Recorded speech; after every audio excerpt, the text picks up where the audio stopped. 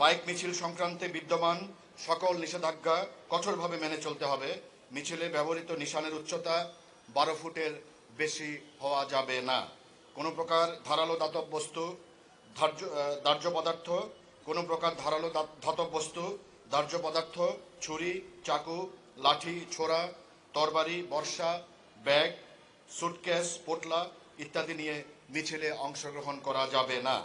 এছাড়া আগত ব্যক্তিদের ব্যাগ, সুটকেস, ছাতা, কুকার জাতীয় সন্দেহজনক প্যাকেট বা বক্স সহ প্রবেশে বাধা প্রদান করতে হবে। উচ্চমাত্রায় শব্দ সৃষ্টিকারী যন্ত্র বা পিএ সিস্টেম ব্যবহার করা যাবে না এবং কোনো প্রকার ঢাক, ঢোল বাজানো থেকে বিরত থাকতে হবে। প্রতিটি তাজিয়া মিছিল ও প্রধান প্রধান সমাবেশ স্থলকে কেন্দ্র করে আমরা ব্যারিকেড, পিকেট, লাইনিং এবং রুফটপ ডিউটি মোতায়েন করেছি। হুসাইনি দালান, ইমামবাড়া সহ অত্যন্ত গুরুত্বপূর্ণ এবং সংবেদনশীল ইমামবাড়া ও সমাবেশ স্থানগুলোকে ড্রোন ক্যামেরা ও সিসিটিভি ক্যামেরার মাধ্যমে সার্বক্ষণিক পর্যবেক্ষণ করা হচ্ছে। যে কোনো ধরনের নাশকতা ও অপ্রীতিকর ঘটনা এড়াতে ঢাকা মেট্রোপলিটন পুলিশের বিশেষায়িত unit, special branch, RAB, CTTC এবং ডগ স্কোয়াড ও বোম ডিসপোজাল টিম দ্বারা প্রতিটি ভেন্যু ও রুট সুইপিং বা তল্লাশি করা হয়েছে।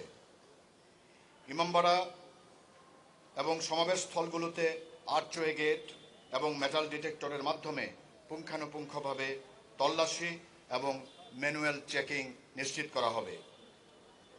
হুসাইনি দালান, ইমামবাড়ায় একটি অস্থায়ী সাব কন্ট্রোল রুম স্থাপন করা হয়েছে। হুসাইনি দালান, ইমামবাড়া, আঞ্জুমান হায়দারি, বড় কাটারা ইমামবাড়া, শিয়া মসজিদ, বিবিকা রওজা, মিরপুর এবং মোহাম্মদপুরের বিহারি ক্যাম্প সহ সমস্ত গুরুত্বপূর্ণ ধর্মীয় স্থানসমূহকে পুলিশের বিশেষ নজরদারিতে রাখা হয়েছে। গুরুত্বপূর্ণ ইমামবাড়াগুলোতে সার্বক্ষণিক সিসিটিভি ক্যামেরার আওতাভুক্ত রাখা হয়েছে।